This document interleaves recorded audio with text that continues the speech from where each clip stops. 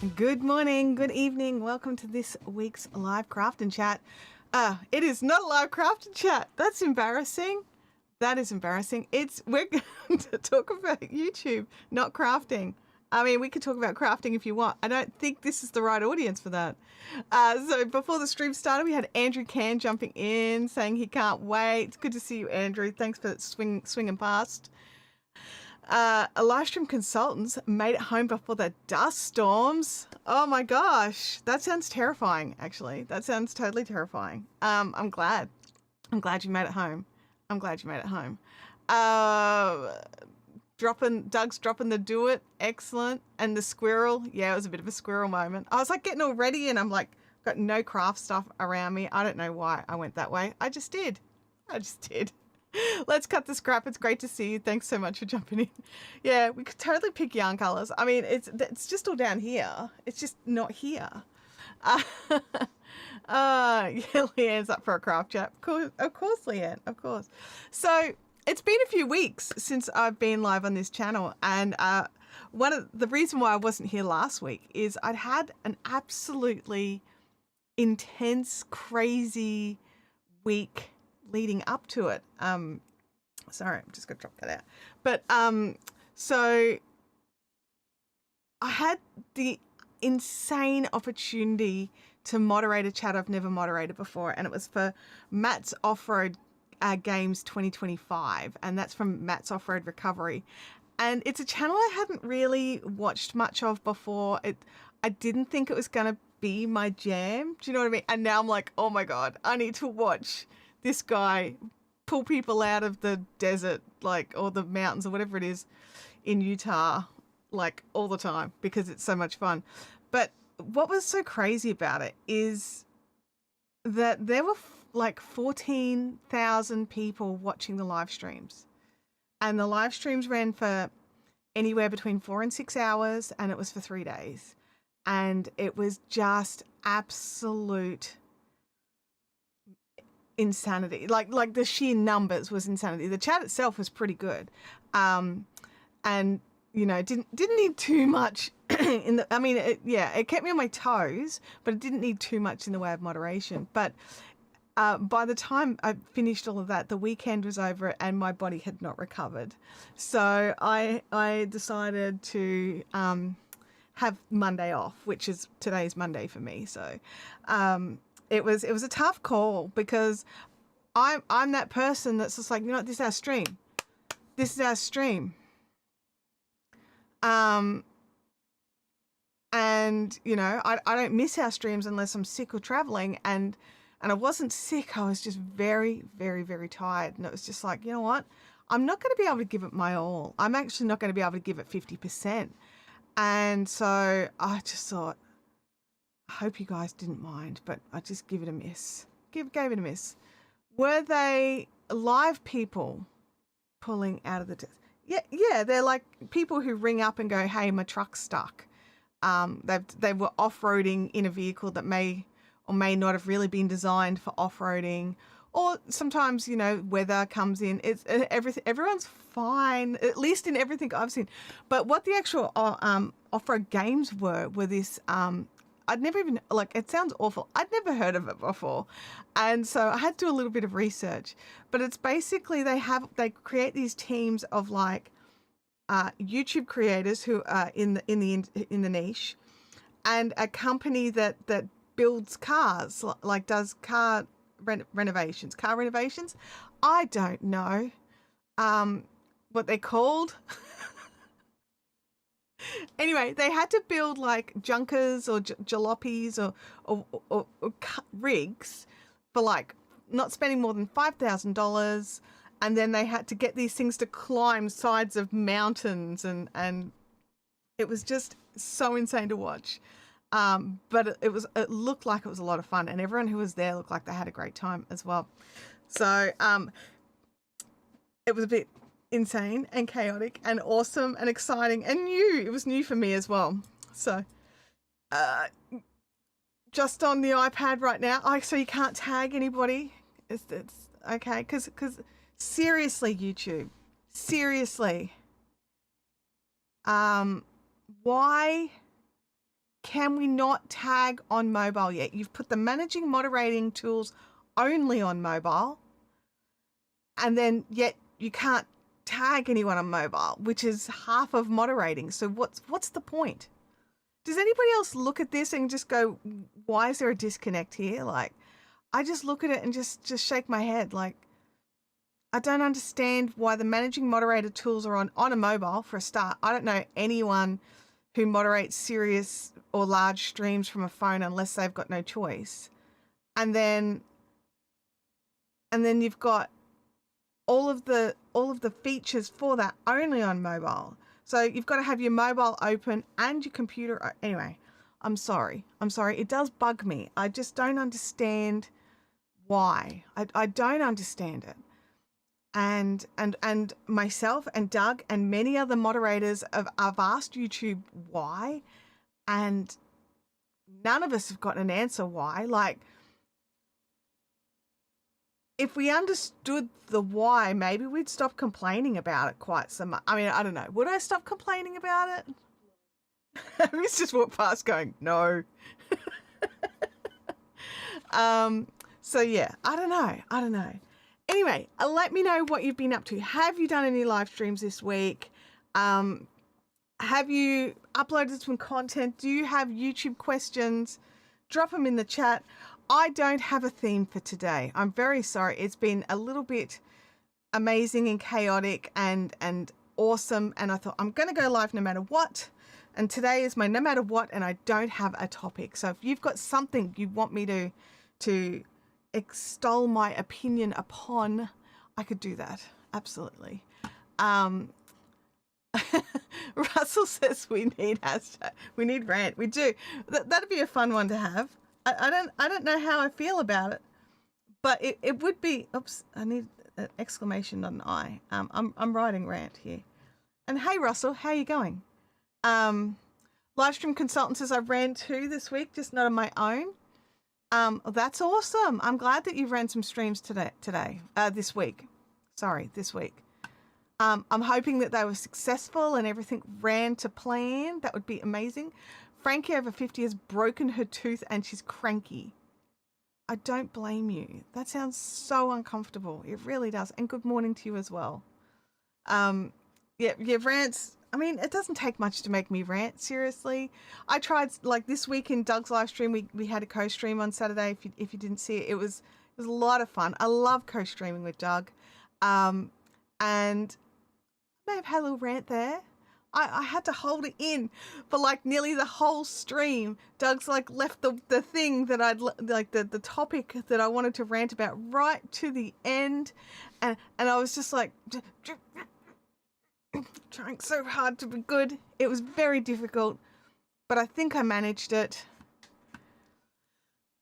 Doug says YouTube's approach to implementing live stream tools is bizarre at best.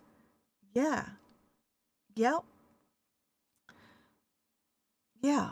Because it's not like, I mean, in the broader picture, not everyone live streams, right? And I get that, and they have to do that. They need to choose the tasks that benefit the most people first, which is generally not live streaming.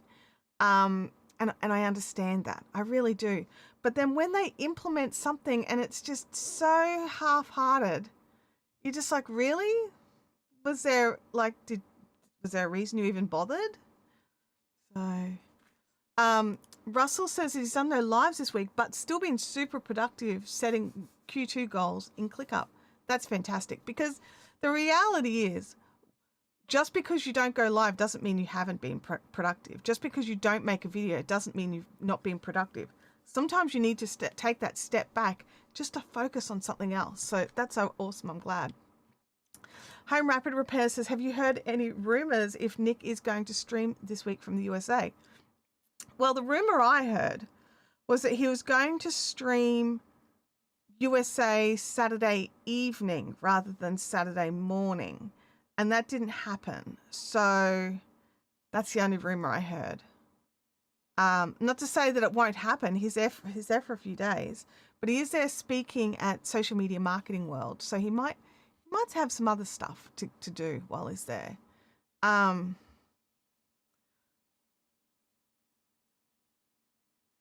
I'm just Livestream consultant says he watched a clip of a stream that was ranting on the new Snow White movie. Um, is it bad that I didn't even know there was a new Snow White movie? I mean, I'd be curious about it. I like Snow White, but yeah, I don't know. I don't know. Oh, absolutely. It does. It definitely depends on totally balancing on whether or not his hotel has decent Wi-Fi. And we all know when you're live streaming, you need a little bit more Wi-Fi than if you were just downloading some documents or watching YouTube. So it doesn't always. Actually, I don't think I've ever been in a hotel where I was happy with the internet. I think I've always been a bit like, this is a bit meh. Oh, excellent. I will have coffee.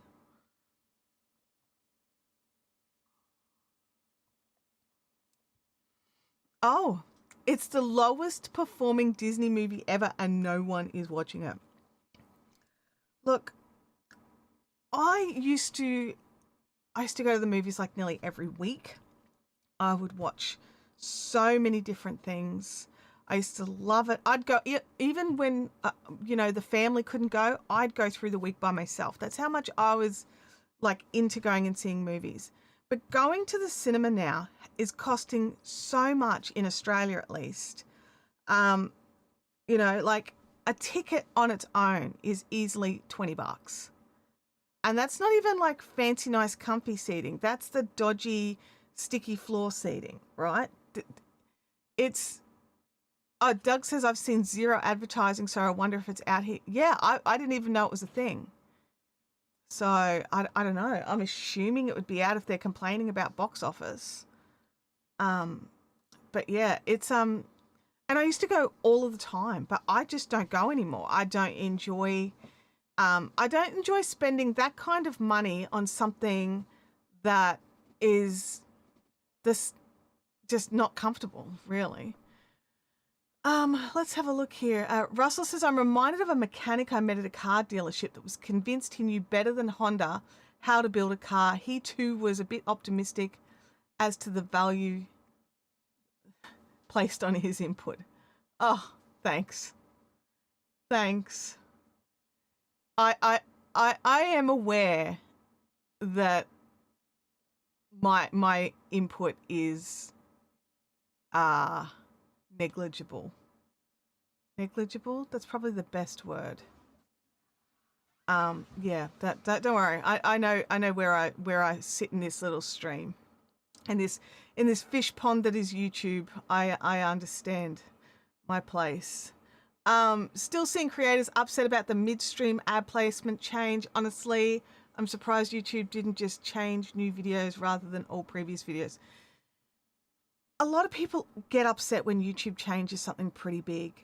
And I can sort of see both sides of this one. So I'm not a fan of mid-roll ad placements. I feel that they are intrusive and interruptive. And I can tell you right now that if I am watching a video and I keep being interrupted by ads, like I don't just look at it and go, oh, there's 14 ads in this, because I understand that I won't be served 14 ads. But I find it very intrusive. And I usually do have, like if I notice I'm getting a lot of ads, I'll just switch accounts to one that's I've got YouTube Premium on. But if I'm say on like Facebook or something like that, where I don't have that ability, I get very frustrated by the number of ads that I'm just like, constantly being served. And so that does bother me, is mid-roll ads in general. So I'm not a fan of mid-roll ads, which is one of the reasons why I have YouTube Premium. But also, there are some people who played games with the ads. They would quite literally put their ad over a spot that meant somebody couldn't get the next piece of information or hear the punchline or whatever it was until after they sat through an ad. And I don't know, I always found that quite manipulative. And I'd be just like, no, well, I don't need to know that much. And just, I'd leave because I'm spiteful. But there is, it's just one of these things where you can turn it off. Like, you can just decide not to have mid-rolls. If you don't like how YouTube are placing them, you can just turn them off. And yes, you won't get the income, but neither will YouTube because they're not being run. So, you know, we can be petty together. But yeah, I do see both sides of the coin on this one, because I see why YouTube are making it so people can't put their ads in these spots that are like intrusive and interruptive, and I get that, and I like that. But I also see those people that are used to being able to do that being told they can't anymore. Frustration. I get it. Live stream consultants. Oh, wait a second. I missed the first one. I did that when I was a kid. I watched Star Wars dozens of times during the week when out of school. Yeah, I didn't usually go and see the same movie over and over again. Because there were just lots of good movies out, so I'd be able to see like a different movie. YouTube's pond, more like the Pacific Ocean. We just get to play in one of the little bays near one of the South Pacific Islands. I see myself. Okay. I see myself more as like living like mine between two grains of sand. So like it doesn't matter where in the ocean I am, because I'm just hanging out between a couple of grains of sand.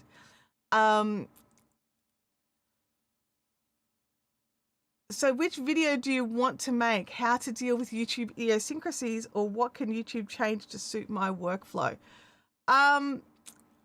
I think I'd probably go with the first, because YouTube's never going to change to suit my workflow. So I just have to deal with what they put out. But I could still complain about it.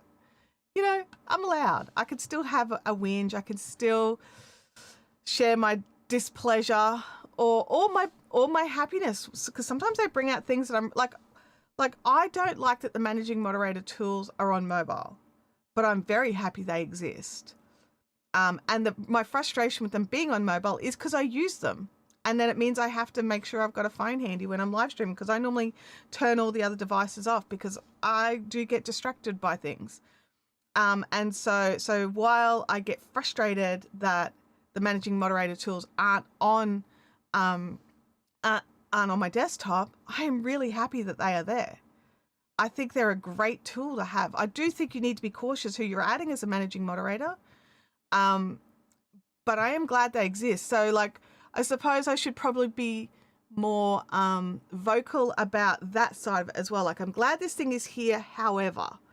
But yeah, and when it comes to the ads, those mid-roll ads, I think it's going to be a lot like a lot of people, you know, lost it when shorts became longer, and you know, they lost it when, like, every time there's a change, people generally don't like change, right? And if something's going to change their workflow or change how they do something, and they have to adjust something that they're doing to make it work, they do get annoyed or frustrated. They think, oh, I've just got this down pat, and now I've got to adjust and change. The reality is YouTube's constantly changing, and if you can't deal with the constant changes, it's not to say you can't complain about them. This is a different thing. But if you can't cope with it constantly changing, you need to be somewhere else. But I don't know where to recommend, because everywhere's constantly changing. Everywhere's trying to get that next view and to increase the viewers' watch time, and to you know, get those engaged viewers onto another video. And you know, like every platform is trying to do this, and so there is going to be changes as you know, us as a society change and things like that. So I don't know the answers. I really don't. I don't know the answers to this. Do you have the answers? Like, I think we need to make sure that we remind ourselves we're allowed to have opinions on these things, and we're allowed to voice those opinions. But we also just have to accept that our opinions, like my negative opinion of something changes absolutely nothing at YouTube, right? Like, it carries zero weight with anybody at YouTube, right? It's got to affect somebody big, and it's got to affect even more than one somebody big. Do you know what I mean? So yeah. let's have a look here. Michael Sahovsky's popped in. It's great to see you, Michael. It's been a little while. Hope you've been well. Doug's dropping the Yeti. Russell says, I think that Facebook is an even bigger something show right now. Yeah, I agree with you. Yeah. I do agree with you that it is definitely a bigger mess than YouTube. Because this is the thing, right? Like, we can all nitpick over the things on YouTube, and we do, and I do. But I still would rather be here than anywhere else. Like, let me tell you, like, what I'm seeing, like, the people that, like, are having issues on the other platforms. I've got a problem that I've had on Facebook now for years, and Facebook will not help me with it. And so I've got some rando who's attached himself to one of my accounts, and I can't get rid of him. So many years ago, I had a graphic designer, and for some reason he decided to make himself like, I think he put himself down as the owner of the Fiberific Facebook page, and I don't know how he managed it, but he did. I did have him in adding some ads, and so he did have access to the back end, and somehow he did that. But even though I set up Fiberific years earlier, the only way I can get rid of this leech is to get him to click a button to release it, and he won't do it. Facebook will do nothing. I've proven legal ownership of the whole business. I've done everything I can. And they're like, yeah, you still need him to click this button, and he's not going to do it. So I just have to make sure I don't connect anything to that page. I've disconnected all my groups, everything like that, because I don't, like, so far, he's never done anything, right? Like, in saying that, he's never done anything. He's never removed posts. He's never commented. He's never done anything. But he still hasn't removed himself. And he knows that it's been an issue. So at least with YouTube, I think that if something like that happened, I could possibly get help. I don't know. I would assume I could from somewhere, but Facebook just, there's no way to talk to a person, even in an email. It's just constantly boilerplate language over and over again. I'm like, I've done this, I've sent this, I've done this. So yeah. Home Rapid Repair says, YouTube is the best video platform on the planet. Nobody is even a close second, even if they think they are, because there's some out there that are like, oh, we're catching up to YouTube. And I'm like, YouTube has lapped you. Like, you're looking at YouTube, but you still got to do it. You got to catch up a whole extra lap, man. So yeah, it's one of those things where it's like YouTube is well ahead of the game. I was, when we were on Saturday, Doug and I were chatting, and we were talking a little bit about the financial splits of YouTube, and about how the 45-55, which is the split for the AdSense, for the general advertising, so the pre-roll ads, the mid-roll ads, things like that, that is actually the best split out of everybody. None of the other platforms give you tell you a set percentage to start with. You just magically get given some money, and you don't know what percentage of the views watched at, you know what I mean? Like, there's no information. And it's just like this magic number where they've just decided to, here is some coins. Whereas YouTube's like, oh yeah, you had this many monetized views, this was the amount, and this is your cut of it. And so, you know, YouTube makes it's a big difference. But I do have a concern with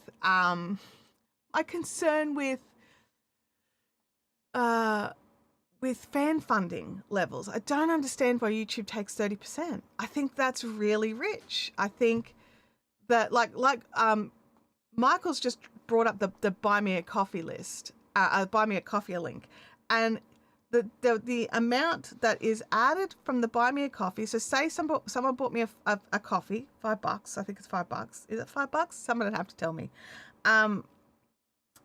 Someone buys me a coffee. Buy Me a Coffee take a cut, and then Stripe, who is the payment processor, they take a cut as well, right? So that's 2 companies taking a slice out of that. Then also the Buy Me a Coffee money, if you guys bought me a coffee today, it would literally be in my bank account Wednesday, so in 2 days' time. Or technically 3. So 3 days' time. Whereas with YouTube, it's the whole following month kind of thing. So not only do they only take about, I think I worked out to be like 10 to 11%, right? Then YouTube, then also it's just paid out straight away. Whereas YouTube take their 30%, and then they also take at least 30 days to hand it over. So it's I don't understand it. I just don't understand why they do what they do. I mean, I get why they've just rolled the payment processing into the AdSense when the payments come out for that. I get that side of it. I don't understand the 30%. I would love to see a breakdown of why they need to charge a 30%. I'm not saying they don't need to charge anything. They absolutely do. Payment processors and payment processing costs money. It absolutely costs them every time, every single transaction that's made, they have to pay for that. It's just how it is. It's just one of those things that's just very, very frustrating. I'm just having a look here. Live stream with John Lacey is in the house. John, it's good to see you. Russell says, so why don't you ask everyone that wants to buy you a coffee to send a check in the snail mail? Well, for a start, there's no bank in Australia that'll take a check that's been written internationally. We can't bank international checks here. So that's one reason. And I don't know about you, but doesn't your bank charge you to cash a check? Yeah, checks are like, I had a checkbook for my business, and in 10 years I wrote 2 checks. Yeah, we don't, checks aren't a big thing in Australia.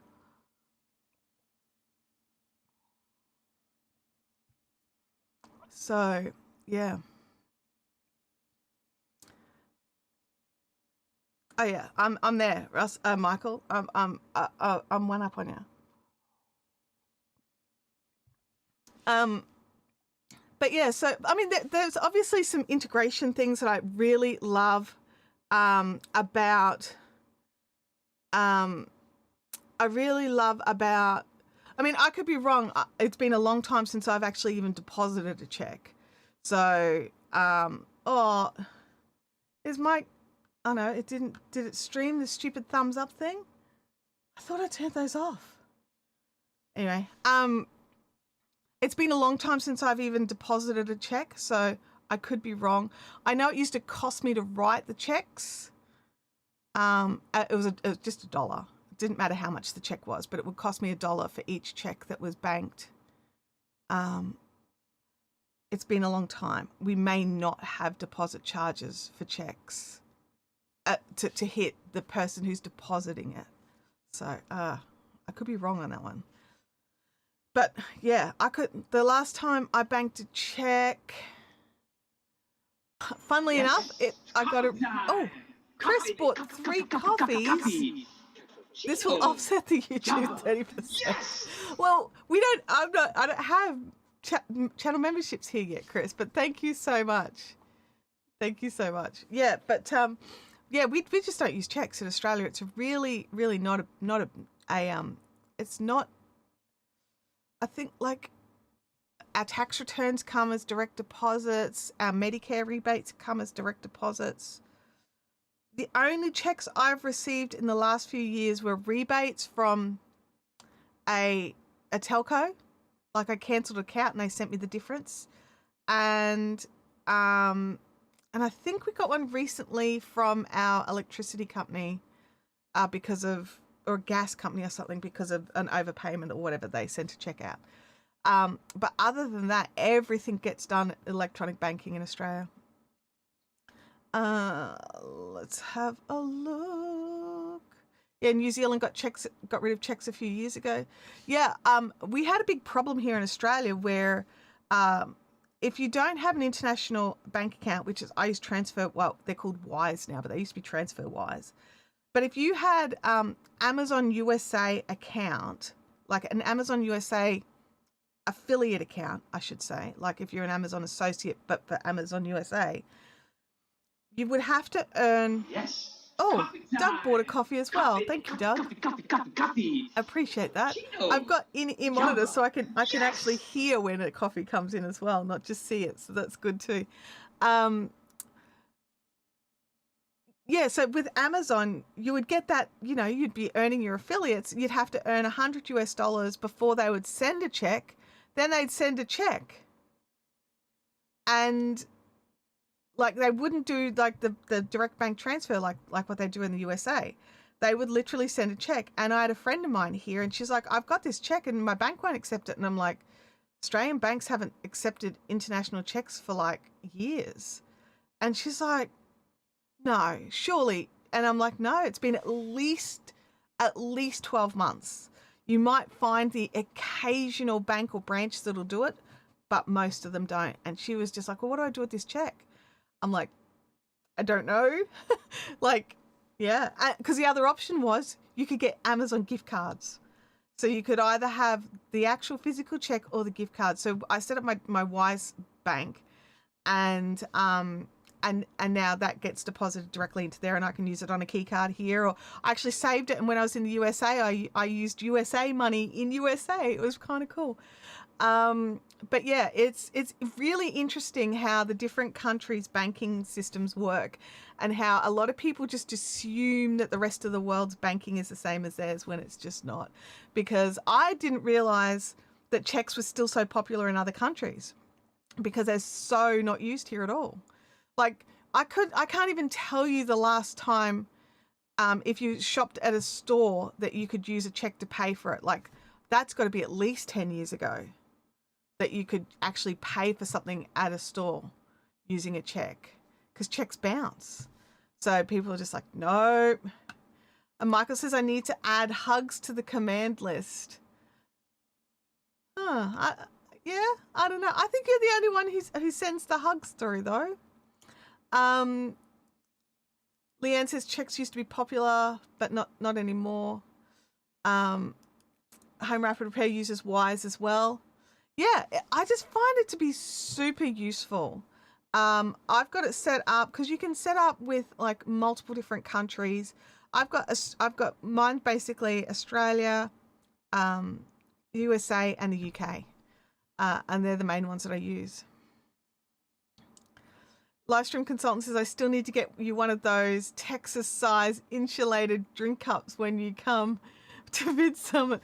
I was actually looking at suitcases because last time I've only got the one suitcase, right? It's historically it's been a perfectly fine sized suitcase, right? I can travel away for a week with it, no problems.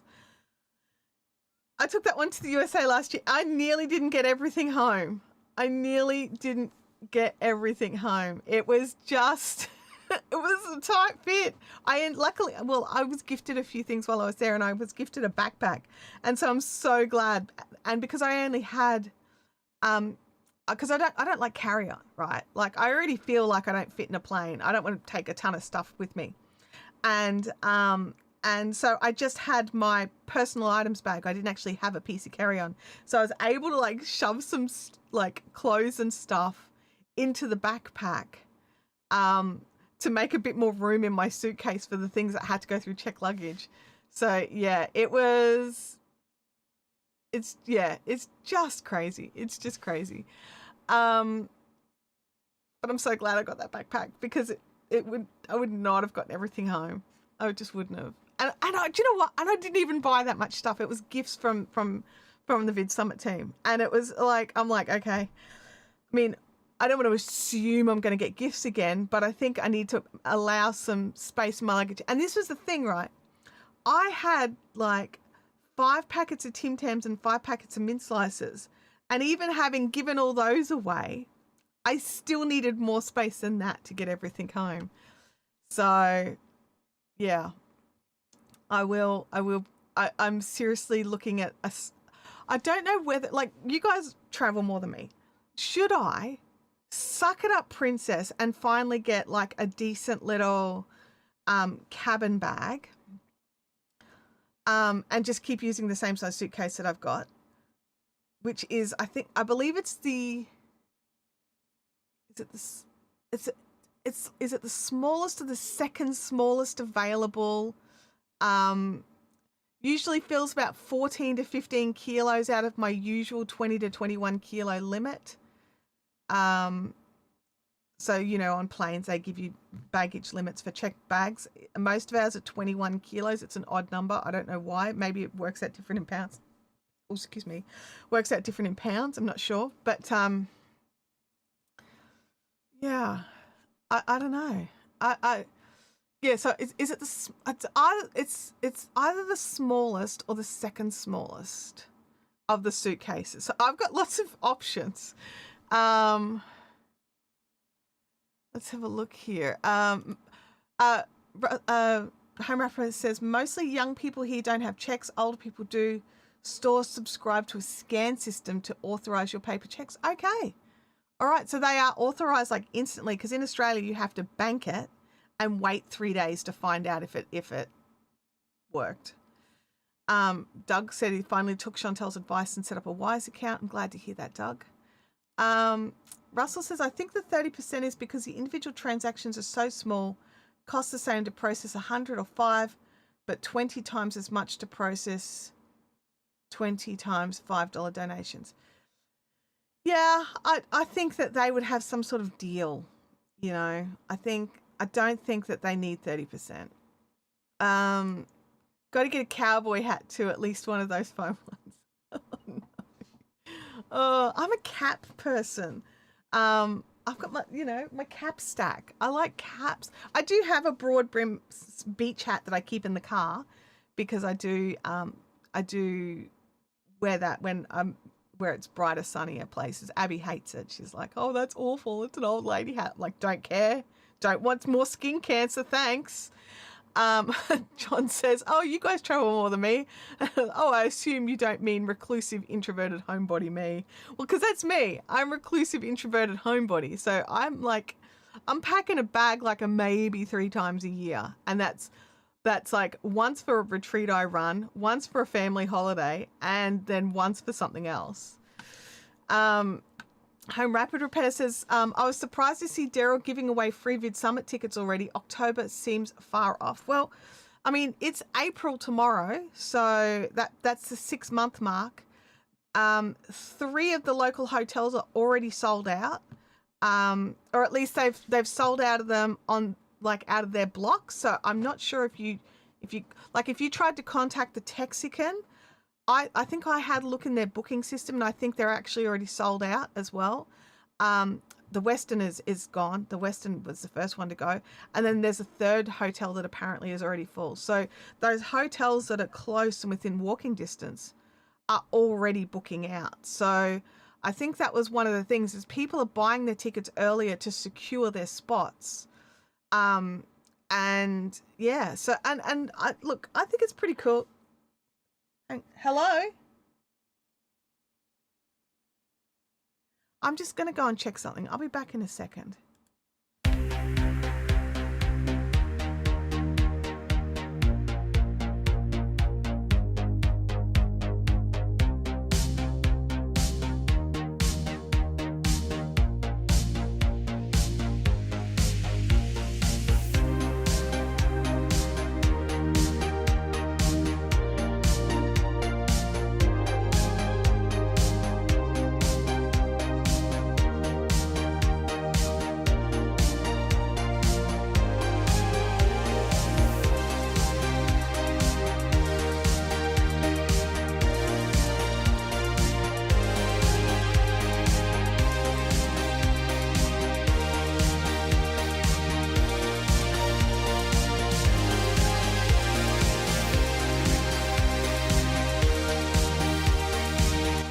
Well, that's funny. I thought Abby had already left, and I'm hearing this movement around in the house, and I'm freaking out. So I was like, no, it's just Abby. She hadn't actually left yet. Oh my gosh, that was a bit nerve-wracking. But yeah, the Vid Summit it's actually it's this one that needs to go. Vid Summit. It feels like it's really far off, but I think it's going to zoom up to real fast. So if you're planning on going, whether or not you book your Vid Summit tickets now, at least book your accommodation. So Livestream Consultant says, get a bigger suitcase, maximum size they will allow, and a carry-on. I'm thinking, well, and our other issue here is storage. Like, where am I going to stick suitcases? But yeah, it's definitely need to consider suitcase. Travel via airline. I drive the distance. I drive half of the distance of the USA just to get to Texas to see friends or events. Lets me bring all manner of stuff depending on what I'm doing. If it was in Australia, I'd probably drive. Like, in saying that, when I went to VidCon, when it was in Melbourne, I flew to that. But if I wanted to bring things as gifts and stuff like that, I probably would have driven. But yeah, it's definitely one of those things. Home Rapid Repair says, I enjoyed the Texican. I loved the Texican. I thought it had, like, the rooms were definitely nice and big and spacious. I was actually surprised at how big the rooms were. And the bathroom was lovely, which is that basically describes an entire hotel room. But the actual ambience and atmosphere in the grounds was so nice. And that little restaurant, like, while their breakfast was a bit like, what on earth, because I'm just not used to, I think a big part of it is I'm not used to it. Their actual food was just phenomenal. And even if I don't end up staying in the Texican this year for whatever reason, I will definitely still be eating there. Russell says, I used to travel 200 plus days a year. I actually had bags ready, packed in separate clothes at home. That would make sense. That would absolutely make sense. If you are traveling a lot, having a home wardrobe and then the travel bags packed, so you're not constantly unpacking and repacking. So basically you launder them and pack them back into the suitcase. I think that's a good idea. You'd like to return? I definitely would like to go again. I think if I can, I will. How's that put? If I can, I will. Russell says, always have a wheeled carry-on at maximum size, a computer bag, and if I check something, it's whatever size is comfortable to get to and from baggage. Yeah, I usually have a tote, like a nice tote that's got like a padded section. It's like it's a handbag tote. It's got a padded section for a laptop, and it's got tons of room. And in it, I can put I can actually fit 2 compression bags, easily, plus all the other stuff. But I would have an empty compression bag for my jumper, because I always wear a jumper when I'm on a plane. So I can squash that down later for carrying. But I always carry like a full spare set of clothes in my carry-on. I know a lot of people are like anti-checking luggage. I'm like, I'll check it. I don't care. I'll check it. I'll run the risk. I stick an air tag in that luggage, and then I also make sure that I've got all my medications and toiletries, any toiletries that I can, or at least, small amounts like a toothbrush and toothpaste and things like that, deodorant. They're in my carry-on. And a spare change of clothes, so that if I get off the plane and my baggage is gone, at least I can have a shower and get changed before I have to decide what I'm doing. But yeah, so I carry it all in a tote that it fits under seat, because I'm so short. I can put things in the overhead lockers. I can't get them back out again. So I always have to get help. Excuse me. And so I definitely need. So I have to decide, do I really want to take a rolly tote that is absolutely going to have to go into the overhead locker, because I'm going to need help to get it back out again. And I'm that person that if I know I'm going to need help with something, do I really want it? Do I really need it? No, I'll just check all that stuff. John says, I kept seeing ads for a service that ships your stuff home for you, but I wasn't paying enough attention to tell you what it's called. I do, yes. I had one, and I was tossing up whether to use that or the backpack, but the backpack was so bulky I had to use the backpack, but it also was too big to fit inside the nylon bag. So yeah. Yeah, and I had the dirty laundry in the backpack to bring it home. Well, at least some of it was at least some of the dirty laundry anyway. The brisket tacos. Oh my gosh. If they still have those, I will absolutely get brisket tacos. They were just next level. And that was something else. Like in Australia, you get a taco and you need 4 tacos, right, to be a meal. They're tiny and they're all full of lettuce, right? You need 4 tacos. And I ordered, my first night there, I ordered the 3 tacos and I was like, do you think that'll be enough? And they're looking at me like, yeah, we do. And they bring it out and I was just like, oh my God. Like, I don't think I can eat 3 of these. And I managed. My mouth's watering thinking about brisket tacos. But yeah, it was hard. It was hard. Livestream consultant says, I would love to fly myself this year. We'll see if I can borrow my brother's plane for it. The time saving is tremendous. Even in a light plane by myself, I can still bring all of my stuff. Yeah, you can. Yeah, everything is bigger in Texas. It was insanity, but it was so good. And that was so good. And just seeing everybody, and meeting everybody. And I didn't realize how much I'd love that side of it. Like I knew I'd like, oh yeah, it'll be cool to meet everybody. But then it was so cool. It was just like, oh my gosh. Yeah. It was just, I definitely want to come back. Russell says that shipping from USA to Australia is called very expensive. It is very expensive to ship stuff here. I mean, we're a long way away. We're a long way away. But yeah, so yes. Larry's bought 3 coffees. Larry says Midsummer is coming soon. Yes, it is. Thank you, Larry. Yes. It's look, it is easy to think, oh yeah, October's ages away. Like, don't even worry about it.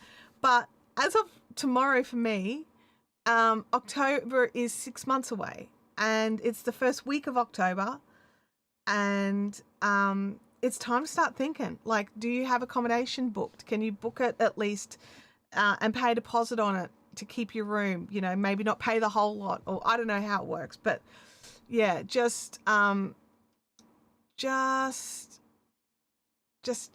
if you want to go, I think accommodation is going to be the hard thing this year. I think it's going to be the hard thing. John says, I'll never forget the time Oprah and Gail went to the Texas Fair and had deep fried butter. What? No. Yeah, just a snark. Chantelle was was big as life in person, and just as snarky.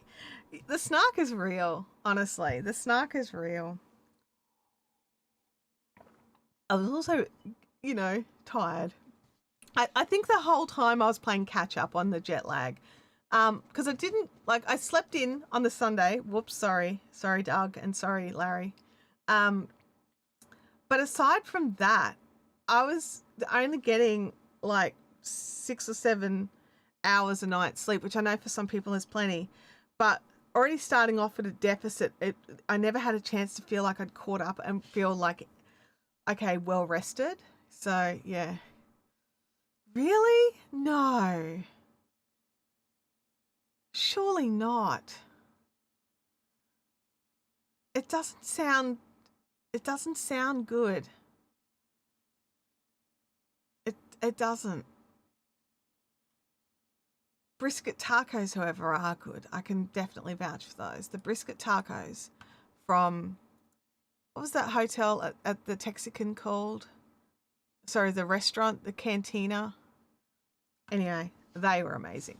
And look, I adjusted to the coffee as well. That was the other thing. I adjusted to the coffee. Most places did have milk, which was really cool.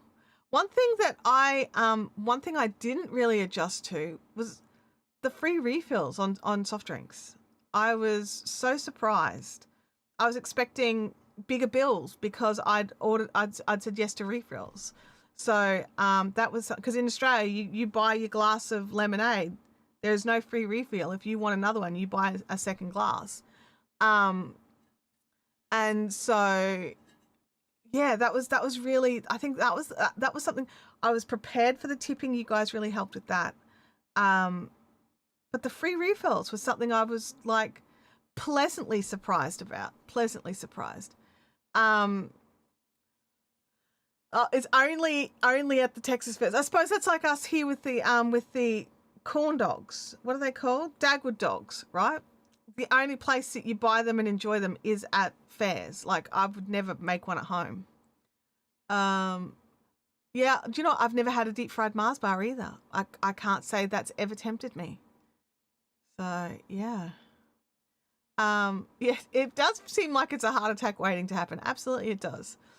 John Lacey says, I'm in a committed relationship with my home espresso machine. Oh, look, me too. Me too. We were out and about the other day, my husband and I. And he was like, oh, I'm going to grab a coffee. Do you want to grab a coffee? And I was just like, nah, it's cool. And he was just like, but it's like coffee time. Like, you know, you don't need a coffee. I'm like, oh, I need a coffee, but I'll wait till I get home. And he was just like, I'm willing to buy you a coffee. And I'm like, no, I get that. But now, every time I pay for a hot coffee out, I'm always disappointed compared to what I can make at home. And I said, like, I'll take a cold drink. And I tried that. They had new iced matches. I had that. But yeah, it was just one of those things where I was just like, I don't buy coffee out anymore. Unless I'm, you know, really need a coffee and I trust the place. Like I'll buy coffees from like the coffee club. Their coffee's okay. It's drinkable. Wait until you go to Circle K and refill your giant installated 64-ounce cup with soda. Really? Hang on a second. For $1.50. Hang on. I'm just comparing sizes so I can get an idea of what 64 ounces is. This is 36. This is 36 ounces. So that's just over a litre. So you're talking like 2 litres of soft drink in a cup. No, far out. That's way too much soft drink. Who can drink that before it's either A, hot, or B, flat? I need to put into perspective. If we buy 2 litres of soft drink here, it goes like we'll drink it, but there's 3 of us drinking it, and it'll take a week. And that's a 1.25 litre of soft drink. So that's 36, 36 to 38 ounces. So, gosh, blessed to crochet. Great to see you. Yeah, that'd keep you going for the whole day. Yeah, but I'm a water person. I like water, and I like coffee, and I like tea. I do like soft drink, and when I have a meal, I like to get like a lemonade or like a 7-Up or something. But yeah, I don't know. It feels like a lot. Is that even a lot in like US, like a 64-ounce cup of soda? Is that a lot for you guys, or is that? It's not. Please tell me that's not standard. Like that's a special thing. That's kind of like funny or like, yeah, let's get people to get this. You know, I don't know. Isn't it funny how our perspective is different? Like, can you buy like when you're at the supermarkets and you can buy soft drink there, like hot on the shelf to take home and put in the fridge? Can you buy it in 1 gallons, or is it all half gallons? Because we can get 2 litres or 1.25 litres. I think 2 litres is still around, right? I always buy 1.25s. So I'm assuming 2 litres is still around. It's actually already flat. Okay. And don't forget the scotch.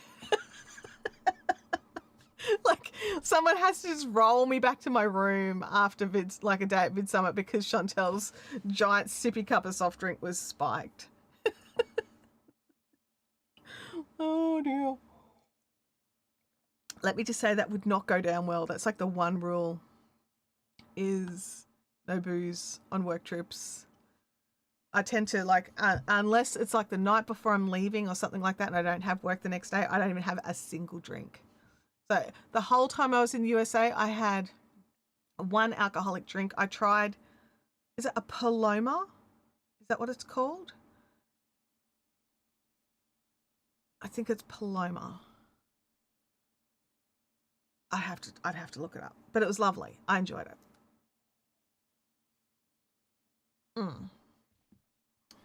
So, man, we didn't. Wow, this was a total squirrel jump, wasn't it? We started chatting about Vidsummit, and that was like woof, memory lane of Vidsummit last year. I think that's cool as well because we're all excited about Vidsummit. Well, lots of us are excited about Vidsummit. What's in a Paloma? All I can tell you is that it had,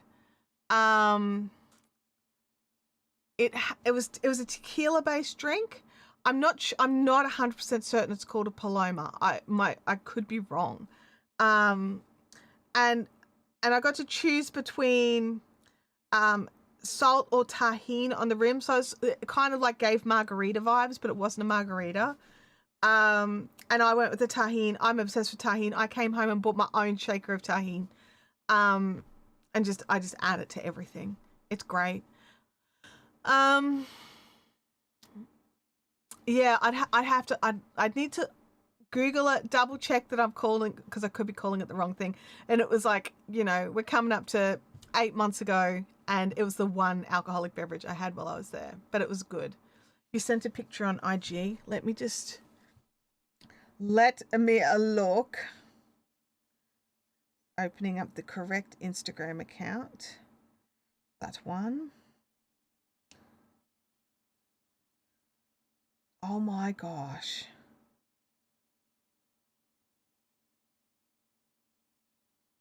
Holy cow.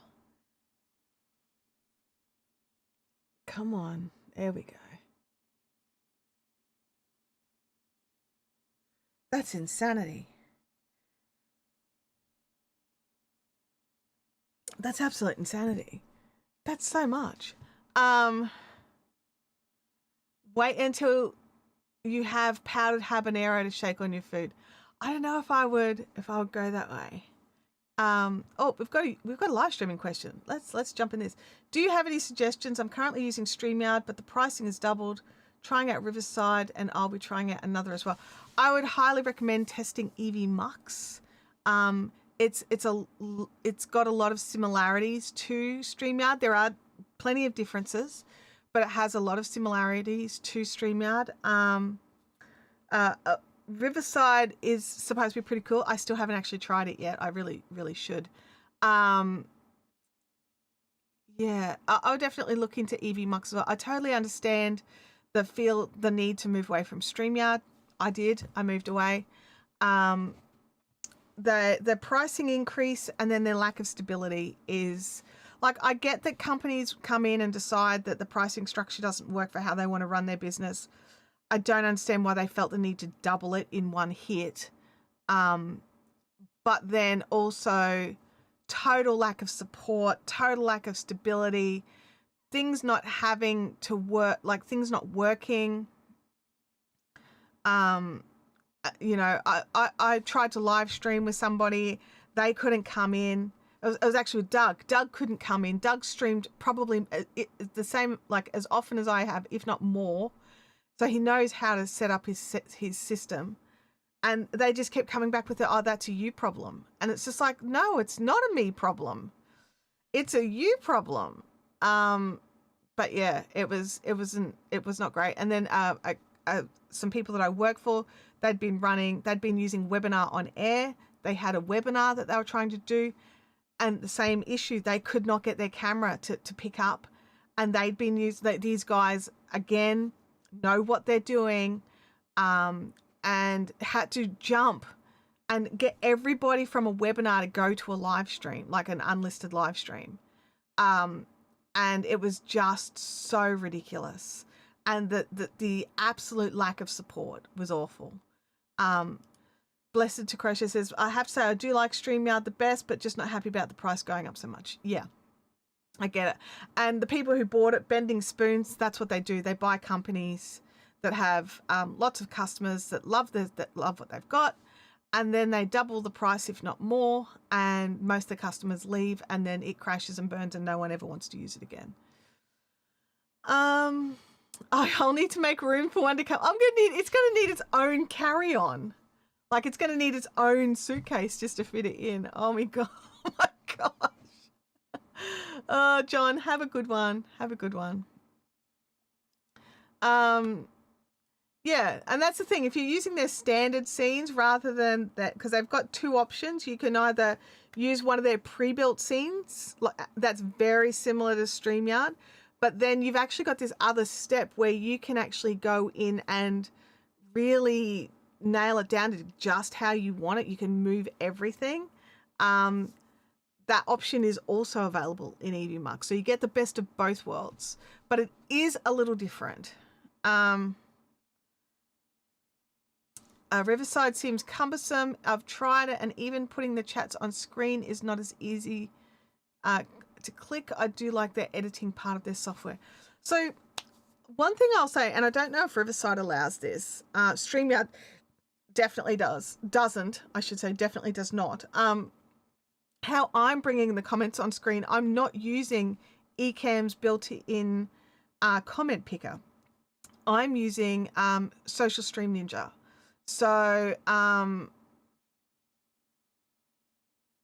it's a different one, but you need a browser extension for it to work. So it adds an extra layer, and if you don't need to add it, then you don't have to.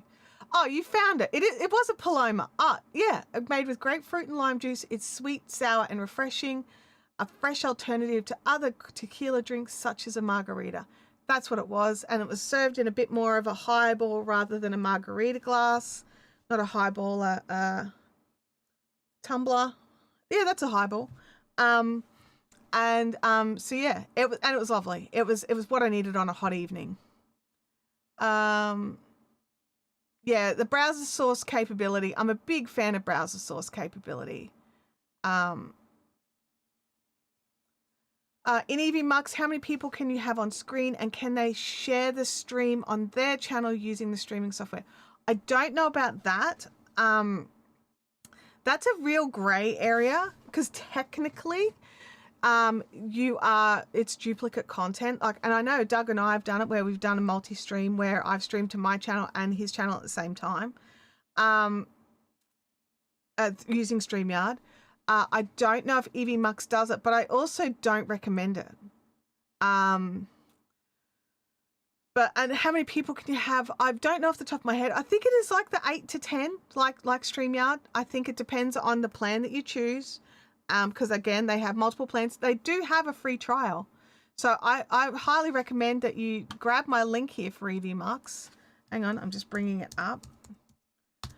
Grab my link here for EVMux and then go and grab the free trial and have a play in it. And test it out and see if it does what you do. It can definitely multi-stream to different platforms. So you can stream to Facebook and YouTube and LinkedIn and all those sorts of things. I don't know if you can have two separate streams going to two different YouTube accounts. So that would be where you need to double check. So that's not something I actually look into anymore. That's not a make or break for me. So when I'm judging softwares, that's actually not something I check. Just because I don't actually recommend that you do it.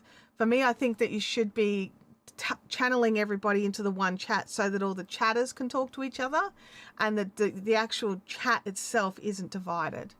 I do get the importance, like especially for a channel like mine where it is not yet monetized and I want those watch hours. And I would love to be able to do it, but so I do it, like on occasion I've done it. I just don't actually recommend to do it. So yeah. it's one of those things. Just because you can doesn't mean you should. Like there's plenty of things that we can crochet and we know how to do it, but should we? Should we? Um, A live stream consultant has used Evie Mux, and he says he believes that the other YouTuber has to be an admin on the stream. So like if she had 6 guests or something, they'd all have to have an admin seat to be able to add their own stream. Is that what you're saying? Whereas on StreamYard, you could just like say I wanted to bring you on and you wanted to stream to your channel. When I was setting up the stream, I could actually just toggle a button to allow the guests to add their own channels for streaming too. So yeah, that's cumbersome. That's cumbersome. It might be one of these instances where if that's the make or break for you, then you may just have to pay the extra for StreamYard. Yeah. But I don't know. I'll have a look into that as well.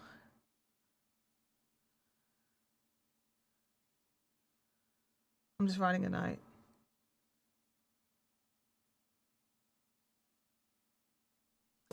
Yeah, but I definitely can multi-stream across platforms, but just maybe not multiple to the same platform in the same way that StreamYard does it. Because this is the thing, there's no direct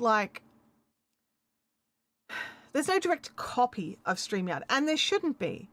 Each one of these streaming services are going to have, lots of similar features, but then a couple of outliers where they may have this thing, but then the other one will have this thing instead.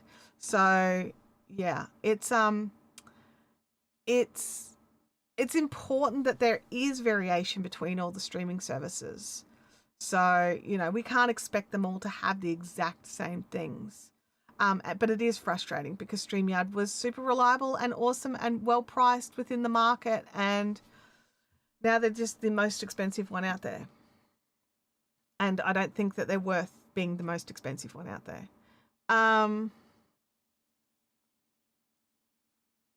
Yeah, that's true. But that's the thing. Like from the streamer's perspective, all the chats are combined. But I look at things from a viewer's perspective. From the viewer's perspective, say I brought your comment on screen, they're looking for that within the chat, but it's not in that chat. It's in a different chat. So it's a similar issue like when you're multi-streaming across multiple platforms, whereas when you're like, oh, such and such on YouTube has said this, and then there's people in that chat going, well, they're not in this chat. So it still splits the audience. It doesn't split it for the streamer. It splits it for the viewer. So you've got to just think about and none of these things are bad, right? These things are not good or bad. These things just are. And you have to decide which way you want to go for your audiences, what works for you as an individual. Yeah, it can be overwhelming learning new things when your brain's not ready for it. Absolutely, I get that. Yeah, don't worry, I definitely get that. But yeah, it's a tough I got very complacent and very comfortable with StreamYard, and I'd actually stopped testing out other softwares. And anytime someone wanted a recommendation, I'd StreamYard. You want to do that? Go to StreamYard. For me, it was either StreamYard or Ecamm, which is what I'm using now. StreamYard or Ecamm, and they're the only two I'd really recommend. And then I had to find another option to recommend for browser based live streaming, and it's just difficult because StreamYard was so very good and it was the logical choice, but now it's not.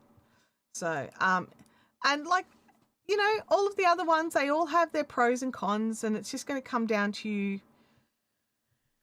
choosing. I'm sorry, it is just going to be hard. You're just going to have to test them all. There's no fast and hard answers for this one, because there are variations amongst the rest of them. So I hate being that person that's like, nope, I don't have an answer for you. Just try them all. Have you tried this one and this one and this one and this one and this one? No? Then off you go. Because we all want different things out of our streams. And that's good. That's a good thing that our streams are all different and we do want different things. So, yeah. Oh dear. Do we have any other questions about anything YouTube live streaming or VidSummity?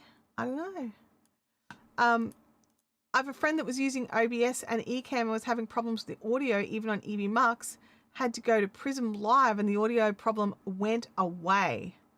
All the same hardware, mics and cameras. Isn't that bizarre? Isn't that bizarre? It's so weird. And like no system changes on their end, just different live streaming. And that's the thing. I know that there was a while there I was having a problem with my audio interface sending a high-pitched squeal through everything. And it was more of a high-pitched hum than a squeal. And it just came down to I just needed to plug it into a different USB port and it went away. So that's so weird. It was on a Mac Mini M1. That's what I'm running this stream off right now. That is so weird. That is, sometimes stuff is just janky, right? Just keep trying the different things. Prism Live is solid. Prism Live has a nice interface, but it's not a browser based. It's definitely more difficult for guesting. And if you need to bring multiple guests, finding one of the browser-based services like StreamYard or EVMux, that's definitely a better option. So, yeah. I do streams on occasion as well as daily devotions, and I need to be the ability to easily put slides on the screen. Yeah, EVMux should be able to do that, no problems. Yeah, I mean, you're probably used to using the Google Slides option that StreamYard had. You'll need to do something slightly different possibly. The different softwares are going to ask for different things, and you just need to be willing to, you know, try things, move them around, test them out. So yeah, he tried both XLR and USB, and nothing worked until he hit the Prism Live. So change software. So weird. So weird. I tried OBS and I don't think at this time I could handle that software, and I don't think I have the computer to handle the software. And if you are doing guests, and this is the catch with OBS and EVMux, not EVMux, Ecamm Live, which is what I'm using now. These are computer-based softwares. So if you bring a guest on, you have to download the guest and then push out the guest as well. And then if you are also multi-streaming, it doesn't send out one stream. It sends them out individually. So your computer has to be able to handle it as well as your internet speed. So you have to make sure you've got really good upload speeds and download speeds. So if you are multi-streaming, you need at least 5 megabits per second for each stream going out. So if you're streaming out to 3 different locations, you need at least 15 megabits per second upload. And that's just with a 1080p stream. So, and obviously, you know, you've got these options where you can downgrade things so you make it a bit better. But, and then if you are having guests as well, that's automatically using some of that. So you're going to need even more on top of that. So it's, I don't know if I would recommend multiple guests using OBS if you don't have super high quality and high fast internet. And absolutely, you have to plug it in. You would absolutely need to have the wire connection. Using Wi-Fi will not be good enough. You can bring them in via a window capture or a tab capture. Yeah. Yeah, it's totally doable. It's just going to be a bit more work, and not just work for you, but also work for your computer and your internet. So, and you need to be doing your speed tests and checking both the download and the upload. So you probably already know this, but if you are live streaming, the upload speed is nearly more important than the download speed. And a lot of internet providers, at least in Australia, keep increasing our download speeds, but we're still capped at 40 megabits per second upload. Hardly anyone in Australia has much more than 40 megabits per second upload. So SMA Sky's jumping in. He's a bit behind in the chat, but he says, I'm getting used to StreamYard because my friend uses it for his show. I do most of the back end stuff. It's great software, but it has its issues. Yes, it does. And it's expensive. So, I mean, if you're not paying for it, that's cool. But it does get expensive, especially like when you want to start having more guests and you need to pay for those higher tiers to get access to the extra seats for your guests. But yeah, it's like one of the things I loved about StreamYard was how easy it was to have remote. Like part of my business was around creating remote productions. I could run somebody's live stream from here and they're in another state. I can't do that with other softwares. Yeah, and that's the big thing. They lose cameras. The camera just stops working. It's so frustrating. So yeah. Excellent suggestion, live stream consultants. Let me bring it up. Come on. There we go. Do not use more than half your upload to stream, no matter the stream quality that you run. So if you've got 40 megabits per second upload, I'm just using that because that's what mine is. 40 megabits per second upload. Don't plan to use more than 20 for your live streams because they waver, they go in and out. So you want to have some ceiling space. So that's a great suggestion.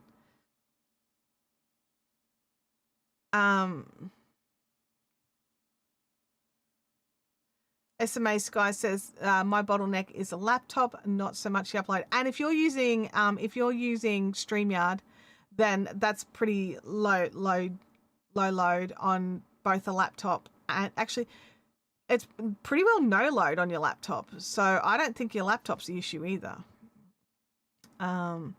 It possibly could be more your internet. I run my streams at 1920 at 20 frames per second for my streams. I don't need higher frames per second most of the time. There you go. Yeah. Well, on StreamYard, you can't choose that. Are you running your streams in OBS? Because on StreamYard, you can't choose your frames per second because I couldn't switch to 25 because in Australia, we don't have, like, we've got different power fluctuations. And if we run at 30, the light flickers. Whereas if I run at 25, it's much better. It doesn't do it. But 20 is very specific, oddly specific. So yeah, that's interesting. So it sounds like, but if you're using StreamYard, there's fairly well, like hardly any load at all on your computer. It's the bottlenecks will be your internet. But OBS, your computer could, oh yeah, you do use OBS. There you go. Yeah. Then yeah, your computer could be the bottleneck. There we go. Yeah, I agree. Any 1080p stream will need a minimum of 5 megabits for a stable stream. I agree. Whether you've got 20 frames, 50 frames, 60 frames, I don't care. You're going to need that 5 megabits per second for a solid stream that has no jittering and no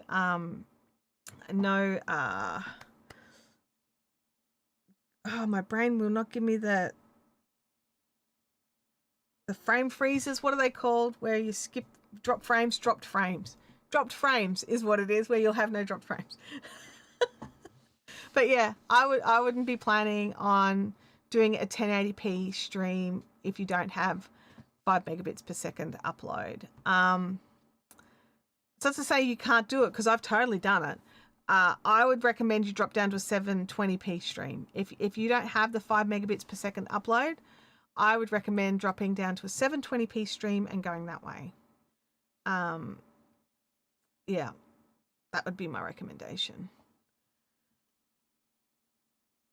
But test it, and if you're happy with it, run with it. So yeah, this is very helpful. Oh, that's good. I'm glad to hear it. But yeah, just keep testing things out and trying them, and also like understand that your brain is not a machine.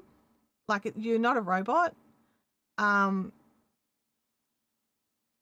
you may just need to give yourself time to learn these things, especially now.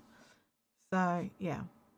720, you can get away with 2 megabits upload speed. Yep, absolutely. It will give you a nice clean stream, just not super sharp on a big screen because it's still technically HD. It's just not full HD. So, yeah, there's nothing to be ashamed about with the 720 stream. Like, honestly. Like, and there's people who are like, oh my God, you're not streaming in 4K. No, I'm not. Are you watching on a phone?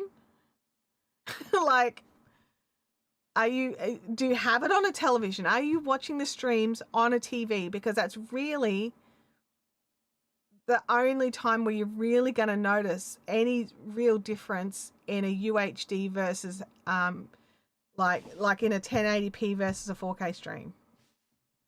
So, yeah. Now, in saying that, I like using 4K cameras because then I can zoom in without loss of quality. But you just need to decide, what do you actually need? Like, do you need it or do you want it? Like, there's these things. Russell said, I did a podcast using OBS as a camera at 1080p. When I looked at the podcast recordings, I had a lot of dropped frames, but it turned out you'd set your, I think we discussed this. You'd set your bitrate too low, because that's the thing in OBS. You can go in and individually adjust your bitrate so that if you know your internet's a bit janky, you can drop it down. John K. Mooney bought 3 coffees. Thank you for all your help. Thank you, John K. Mooney. I don't know who that is in the chat here, but thank you so much. But yeah, so hang on, bring not that one, this one, Russell's. But yeah, so you need to make sure. Oh, build and fix with Mooney. Oh my gosh, thank you. I didn't see your comments until after the coffee came in. Great to see you. But yeah, so you've got to make sure that you are, especially with OBS, where you do get the ability to go in and change all these extra things, which is so awesome, having that functionality. But yeah, 2500, not enough. If you're doing 1080p, you want at least 6000. At least 10,000's better, but if you can push 6,000, that's perfect. Livestream consultant says that I ran a stream for 3 years at 720 because I could only get the 4 megabits upload. Ran stable for all those years and no complaints. And that's the thing, right? How many times do we want to adjust and change things just because we want to do it? The audience is happy. The audience is content. They are getting what they want. They can see clearly you're doing a good job, but then you want to go and be like, I want to next level it and make it a 4K stream, except then you've got to update your internet and you've got to update your laptop and you need new cameras. But you didn't need to do any of that because your audience was happy with a 1080p stream. You just made life more expensive and more awkward for yourself. But that's not to say there aren't things that would be better with this other gear. But do you actually need to do it or do you just want to do it? Like, you got to think about that. Let's have a look here. The 2500 was the default for the 720. Change it to 1080, but not the bitrate. Yeah. I'm thinking about streaming my radio station morning show. Any suggestions and advice? One, if you mean streaming to YouTube, I don't know if you play music. I'm not quite sure what you do in your morning show, but if you play any music, you're going to need to be really careful because you will get hit with copyright strikes left, right, and center. You get 3 of those in 90 days and your channel's deleted. So that would be my concern right there. But also, YouTube is predominantly a video platform, and if you're planning audio only, I'm not sure how it will go. I would suggest that you would at least need to set up a screen with what are the things where the voice meter is and you can see it going up and down? That would be the bare minimum. But I would be very, very careful about you know, if you have the rights to the music. And any stingers, any sound effects, anything like that. Let's have a look here. Build a Fix with Mooney says, I'm here for live stream advice. I never thought I would be here. I've done 2 horizontal lives and 1 vertical. I'm nervous to use a streaming service. What are your thoughts? So you've been using the YouTube app. What do you feel is missing because of the YouTube app? So it doesn't have everything. Like, you can't bring comments on screen and things like that.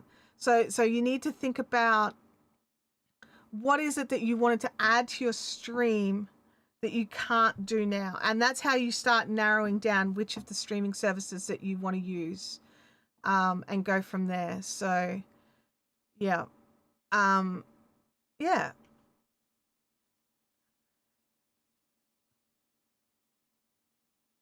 I definitely. I personally don't do much with vertical streams, and I'll tell you why. There's actually a comment on one of my videos, like, if you went vertical, you'd have more reach. Technically, that is correct. However, the vertical streams, just like YouTube Shorts, because it is in the Shorts feed, when people are swiping, you may get more views, but you will not get quality views. I'll get people who have zero interest in live streaming. And there's a lot more trolling going on. And I made the decision to not do that, so that I didn't have to deal with that added aspect. Now, there's some people that do really great with their vertical streams, and it's the perfect fit for them. It's not the perfect fit for me. So I don't. But so I don't have too much advice on vertical streams for you. I'd like to have a giveaway tool at least. StreamYard have a giveaway tool. However, I don't recommend StreamYard. They've gotten janky, unstable, and their pricing's through the roof. I believe Evie Mux has a giveaway tool.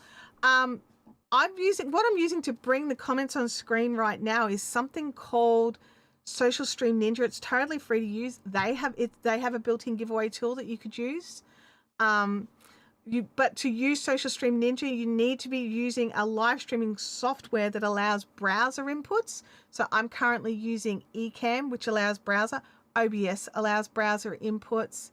Evie Mux allows browser inputs on the higher level plan. There's another one. Prism Live allows browser inputs, and Streamlabs Ultra, I think it is. Streamlabs, whatever the Streamlabs serving. They keep changing the name. I can't remember what it's called. But whatever the Streamlabs live streaming software is called, you can have it there as well.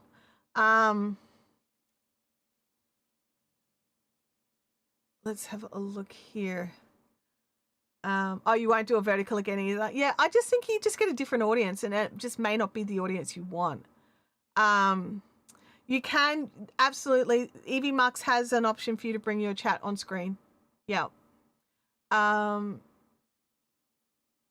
Let's have a look here. I agree. Live stream consultant says the vertical audience is way different than the horizontal audience. They are both viable depending on which. Yeah, absolutely. I agree. Just because it's not the audience I'm looking for doesn't mean it's not the audience you are looking for. Oh, you are on a phone as well. Okay, so that does narrow things down a little bit. It would be very difficult to do, at least because I'm, I have to wear glasses and I'm old. I'd find it very difficult to see anything on the screen for giveaways. Prism Live has mobile. I don't know if they have a giveaway tool. You'd need to have a little dig around. That's a big advantage with and Evie Mux would work on a mobile phone because it's browser based. I'm assuming it would work on a phone. Yeah, it definitely limits your options when you are using a mobile phone. I'm not going to lie. I can't think of anything off the top of my head, but I will give it some thought, and I'll mention it next time we're in a lot of the same chats together. Build and Fix with Mooney. It turns out I saw you over on I was at Matt's Off Road as well, so that was cool. It was good to see a familiar face, I can tell you. There's a lot of not familiar faces. Yeah, Michael, I would definitely research it some more. Because audio only on YouTube, probably not. Yeah, probably not where I would go. Streamlabs Talk Studio. See, it keeps changing its name. Let's have a look here. I'm good with no options with my phone.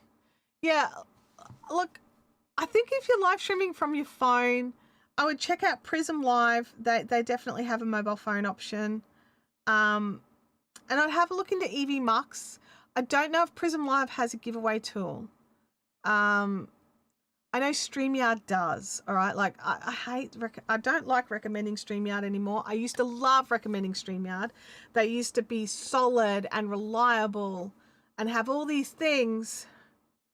But now they aren't all those things, and their pricing's gone up. But if it works for you, it works for you. And it does have the giveaway tool.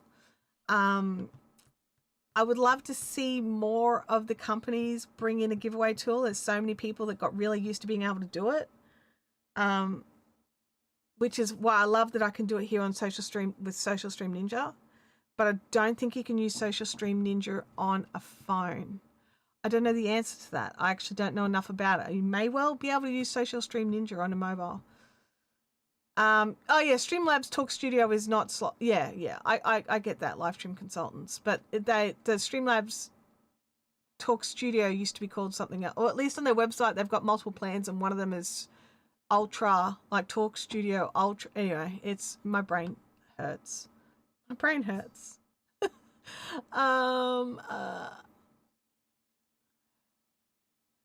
Let's have a look. SMA Sky says, I'm too nerd and I've got my brand stream set up. I don't think I could stream from my mobile without all of my overlays and such.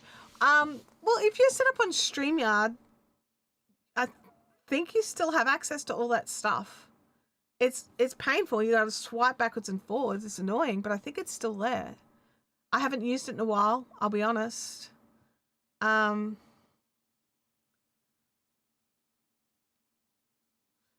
SMA Sky says, I hadn't thought of that. Social Stream Ninja it's all browser based, so that would work. A tablet would be great as well. Absolutely. Absolutely. Yeah. And look, build and fix with Mooney. Social Stream Ninja, definitely worth looking into. It is free. It's 100% free. And the guy who's building it is a champion and is doing regular I just installed a new update today. Regular updates, so keep an eye on that. It just comes down to whether or not you can use it on your device, which I don't know the answer to that.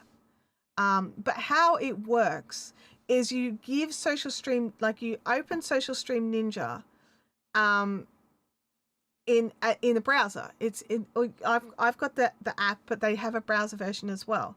And you give them the link to your public YouTube video. So you open up your channel and there's that public one that the audience can watch. Give them that link, and everything that appears in the chat from that public side is what I'm showing on stream.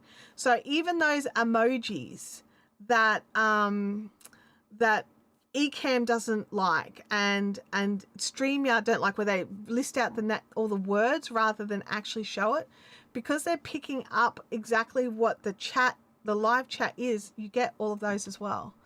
So yeah. Yeah. I also have the emote wall on so people can laugh all over my face. Lots of laughing. Thanks for that. I hope it works out. Build and fix with Mooney. Esme says, I've tried StreamYard for my friend's thing. It seems you lose a lot of stuff in the live studio, but it does work well enough for editing and clipping a recorded stream. Okay, good to know. It's a little wonky with zooming in and moving around, but once you get used to it, it's not bad, even on a phone. Yeah, because that's the thing. Like, once you're on a phone, and especially like vision like mine, you want to be able to pinch and zoom and just to see what did they say and open it up bigger, which is why I don't use devices. I use my computer screens. I have two, and then I can make things as big as I need to so I can read them. I'm not like blind, but obviously I'm like aging up and it's making it a little harder to see. Oh yes, this, yeah. Oh man, I'm like, bring those screens closer.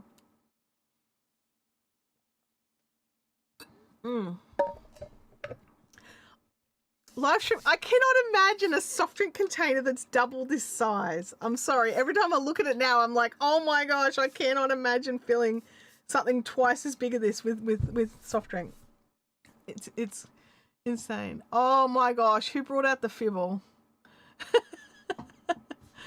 Oh yeah, I need more screens when doing live streams. Oh, absolutely, absolutely. I'm all about like, bring me the screens. I want the screens, and I want to be able to bring them close as well. So yeah. The dollar stores here in the US have sodas that are 3 liters. Really? Oh my gosh. I agree. It's ludicrous. Ludicrous speed. Oh my gosh. I also have my laptop on my workbench so I can get involved in the chat. Oh, well, that's good. So, all right, you have a laptop, and I'm assuming you're using a mobile so you can move your camera around. Is that right? Are you, like, what kind of computers, like, is it, are we talking like Windows, Mac, like, because you may have some options here. There's like, obviously with a Mac, I can just connect a phone to it and bring it in as a camera input, no problems at all. But I could even do that with an Android phone into a Windows computer. There is software that you can get, that you can install, that makes your mobile phone a webcam, so that you could use your laptop to run the stream, which would mean you get all of this stuff. So yeah, but let me know, like, do you, so you do use it as a webcam, which is why you want to run the stream through your phone. I get that. MacBook Pro, and is it an iPhone? Because if that's the case, I'm like, get yourself a trial of Ecamm. It's not free. It's not free, but like, let me just see. I don't know if I've got it set up. I'm going to jump to, I'm just looking at my desk here. Just going to jump to a setup that I've made that just uses my phone as a camera.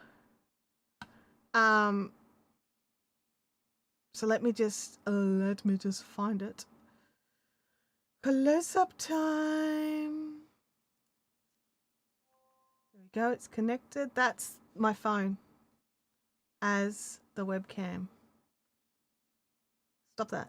It's just because I set it up differently. There we go. But that's it, just jumping in, using my laptop phone. You should still have my audio coming through. Yeah, all laptop cameras are crap. I agree with that.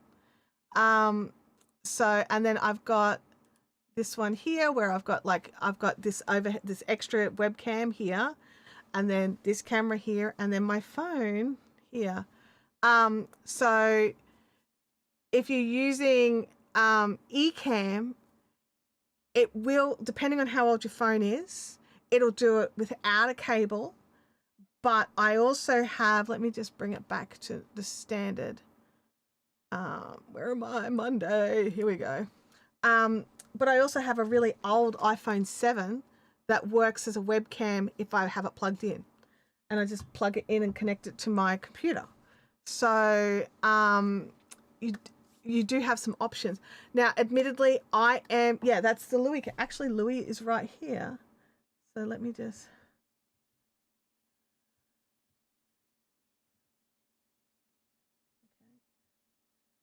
Louis Cam. Let's bring him in. There he is. It's gonna like, wake up. There he is. Louis Cam. But yeah, so, and that's just an iPhone 7 with a cord connected to my, oh, you've got the 14. You can do it wirelessly. You don't need to even have the cable connected. Unless, of course, your battery's going a bit flat and you need to have it come in because of the battery. But if you're on a MacBook Pro and you've got the 14 Pro Max, I would definitely be considering Ecamm. I would jump in. I would, because like, I would definitely. I think the link should be. Is a link for Ecamm coming up? No. I probably got a link in the description. It's because I couldn't spell Ecamm. That's ECA. Oh no. I don't know. There's a link for Ecamm in the description. Please go and grab yourself a trial. You'll get a 7-day free trial. You can test it out. It is not free, but it is worth every penny. It's one of these ones that I can absolutely, unequivocally recommend. So, yeah. I don't know why the Ecamm thing is not working. Like the list. Is it even on the list? That's a good question. I don't even know if it's on the list. But it should be. Is it in the description? Let's have a look in the description.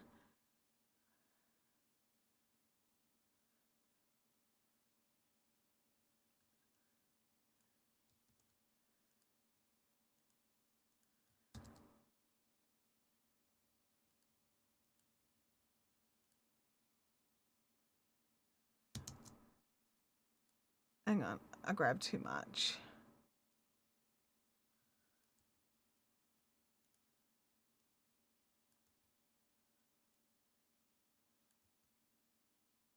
Oh, it's got all the chat rules and everything. That's not what we want.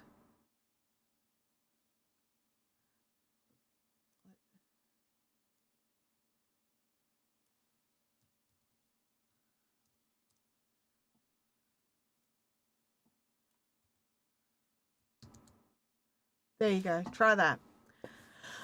It took way longer than it should have. I'll have to make it. We'll have to make one for Ecamm. I assumed it was there. It is not there.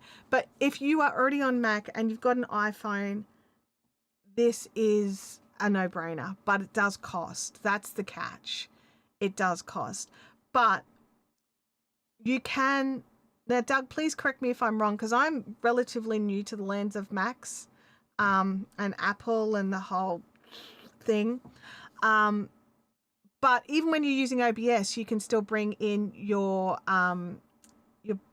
camera in.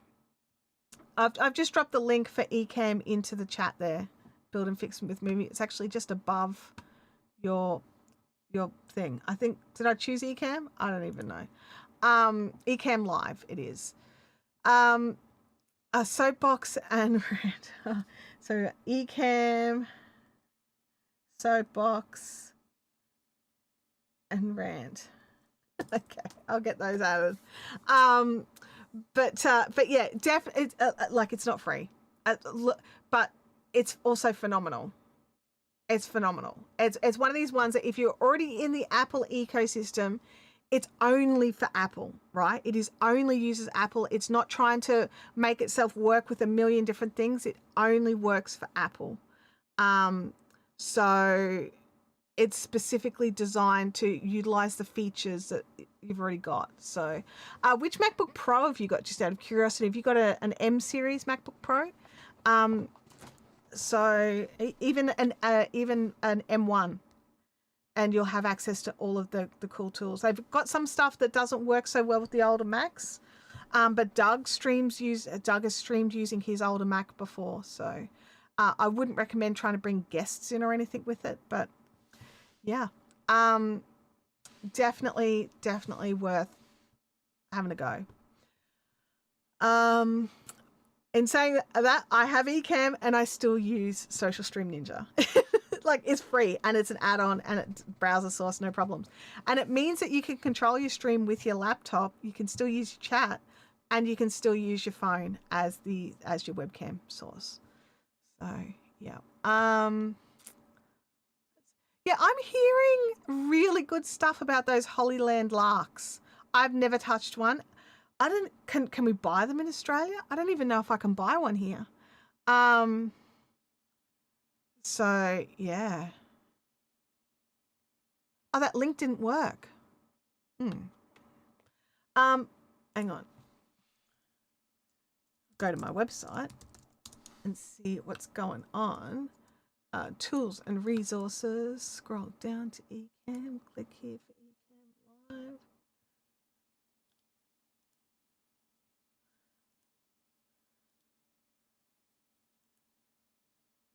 Alrighty, and then back to YouTube.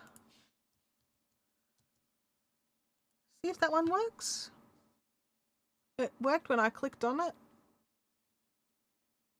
I may have broken the link. You know, maybe. Click here for eCam Live. It sends you over to it sent me over to eCam. All right.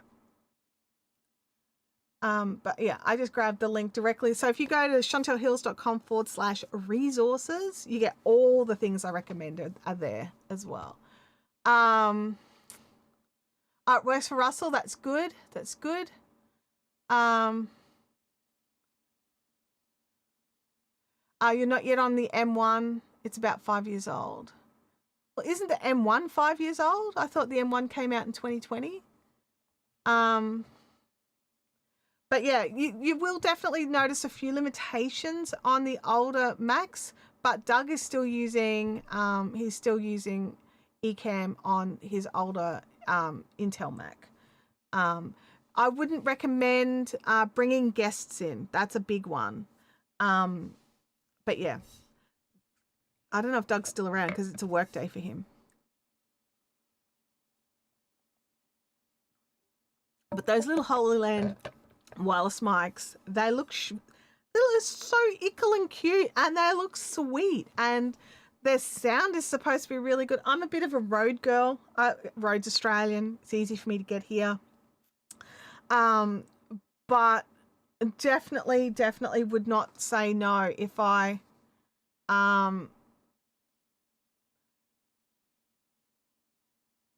Oh, okay. The MacBooks, M1 MacBooks came out at the end of 2020. Okay. All right. So we're both right. We're both right.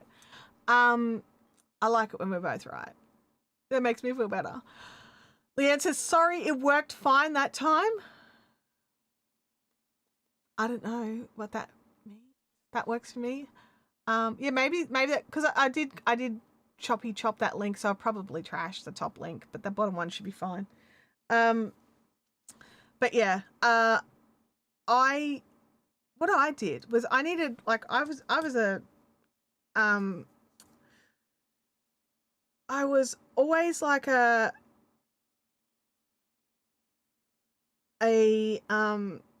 Windows girl. Windows. I worked in IT for years, like, you know, for the last 20 years, and like all 20 years ago, and always went Windows, and then I needed, my laptop was dying, and so it was becoming, not stable for streaming, and I needed an update, and I was just like, oh, is now the time. So I bought the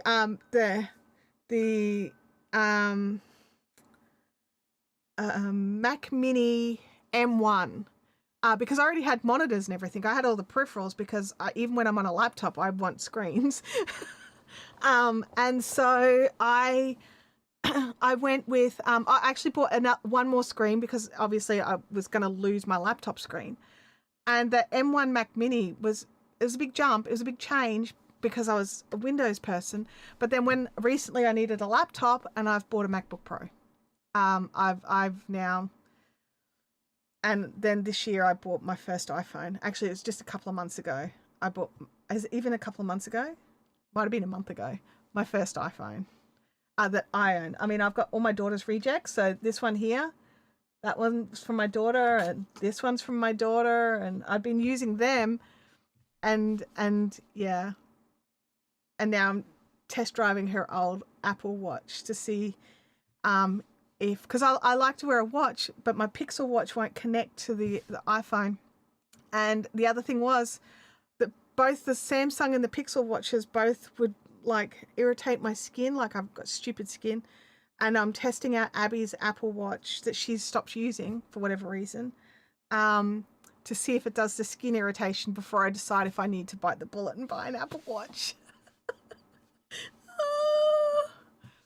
Oh my gosh.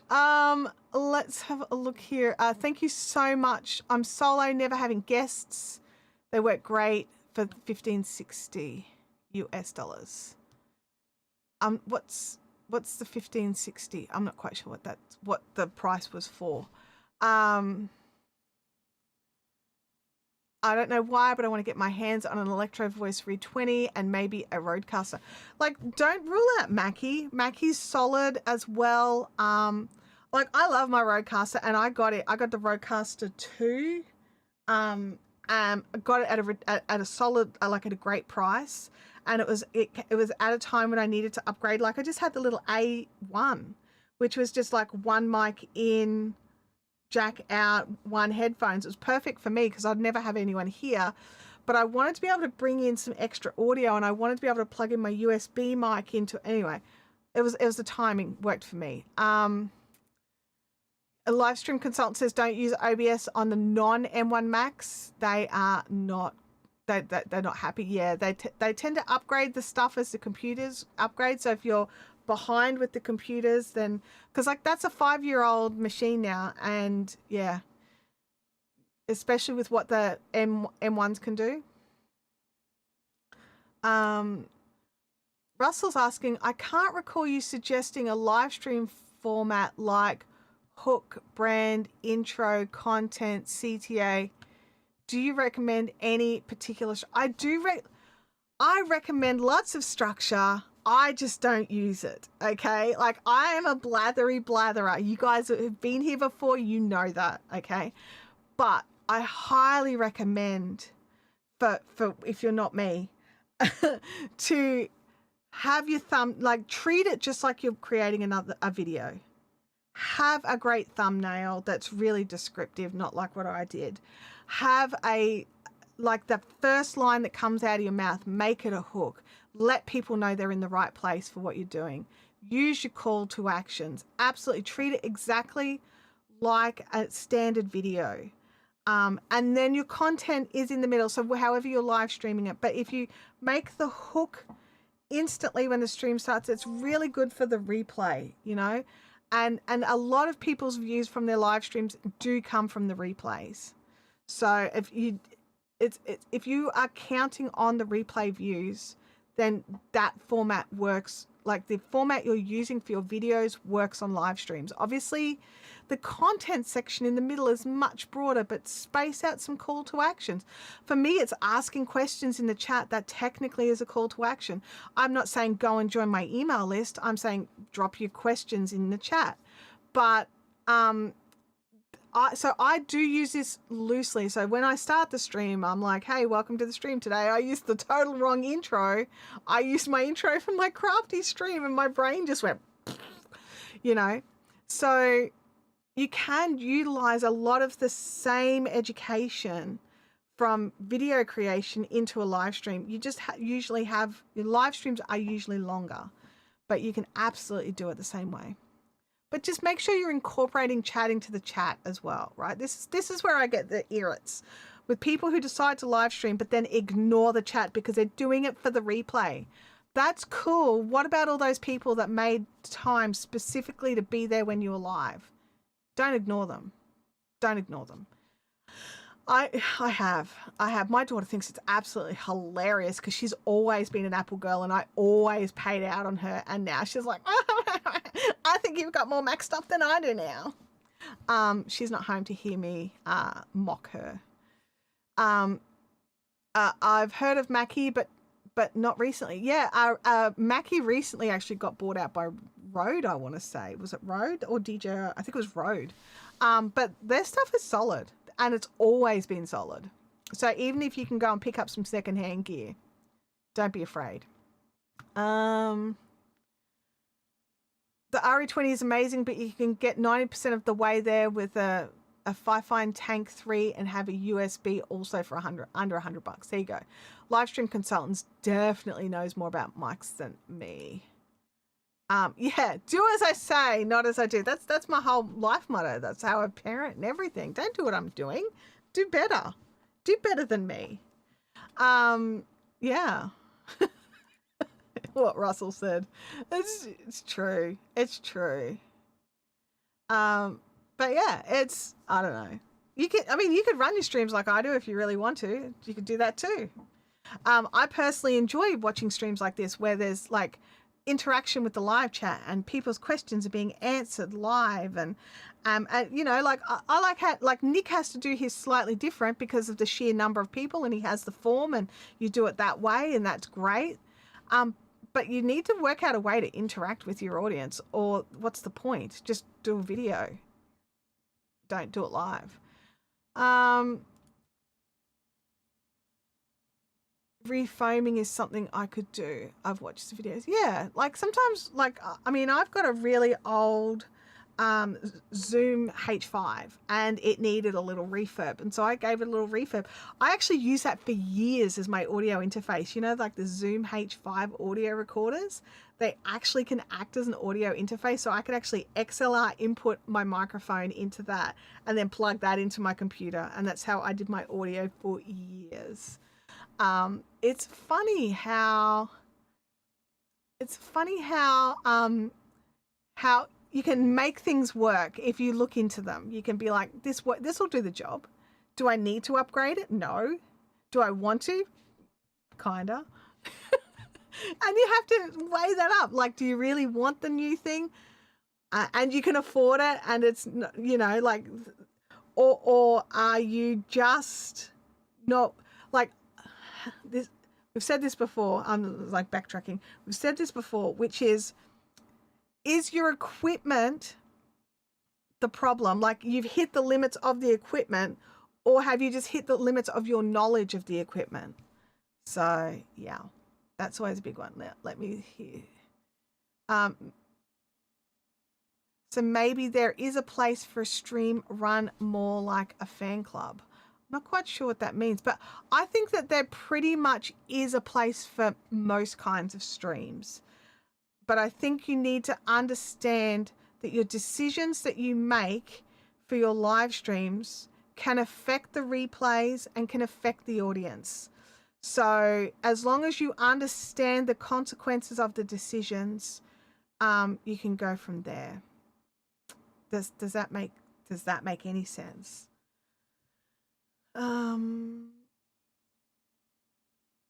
Let's have a, yeah, shiny objects attract us. They really do, don't they? We always want the new thing. Let's have a look here. I've wanted a Zoom for a while. I have the idea of going around recording random noises for FX and Foley for times when I do 3D animations. It's a great idea. Keep an eye on the secondhand markets. Lots of people are ditching their Zooms because they, you know, shiny things, or they upgrade to like a H8 or something like that because they don't need the HN4 anymore. And you can get one of the smaller ones. They're great. It's been fantastic. I've had mine now for like 10 years. It's great. No issues.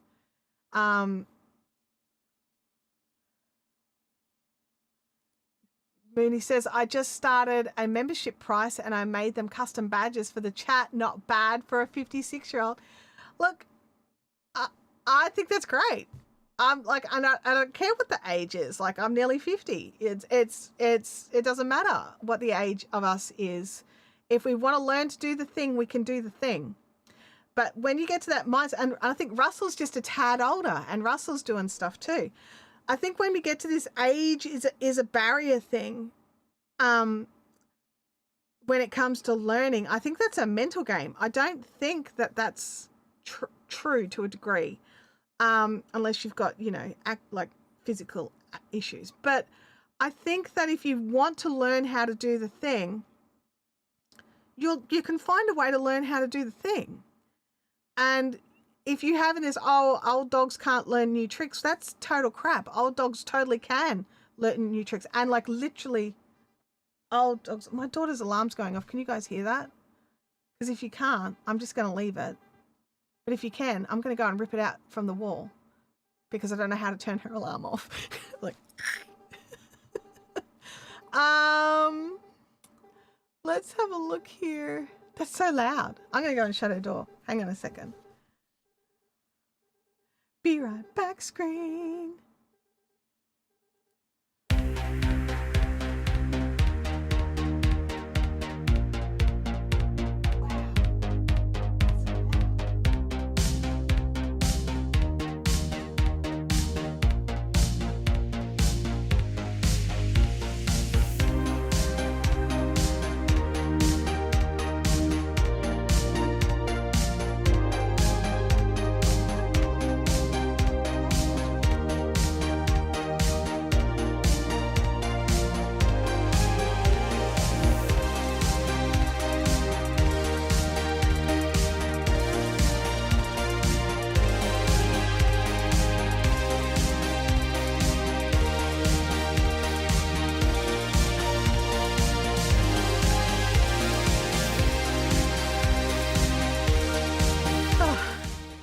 Loud. It was like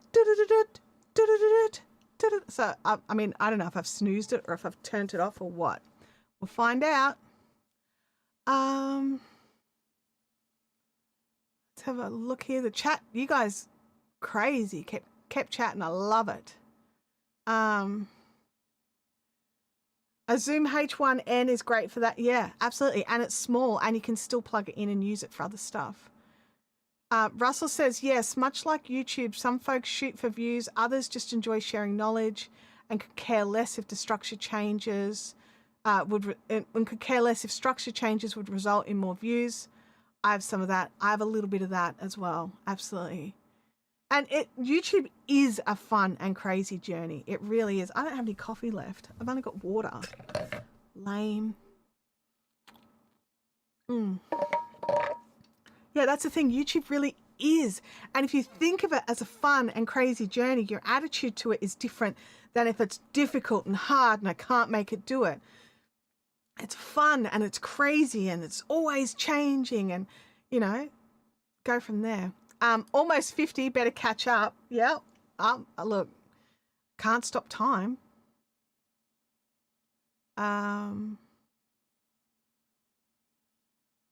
Have a look here. You guys having great chats together. The happy dance.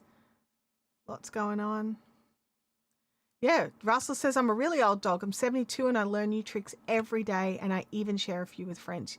You are awesome at sharing knowledge, Russell. Like, absolutely. Yeah. Got the coffee going. But yeah, so guys, it's 11 a.m. here. We've been going for about 2 hours. So I'm going to call it. If you've got more questions, please drop them in to the comments area into the chat after the stream and I will go through and check those out. And you know, it is a journey. YouTube is a journey. Learning to live stream is another part of that journey. And there are things from building a channel on YouTube that can help with live streaming, but there are some big differences and being prepared for those differences and changes can really help us to just keep stepping and keep plodding and going forward. But I'll be back here same time next week. If you want to jump back in and ask more questions, I'm always around, and pop them in the chat and I'll see what I can do, see grabbing links and what have you to try and help you out as well. Have an awesome week. Good luck if you've got any streams coming up. And I will catch you next week. Bye now.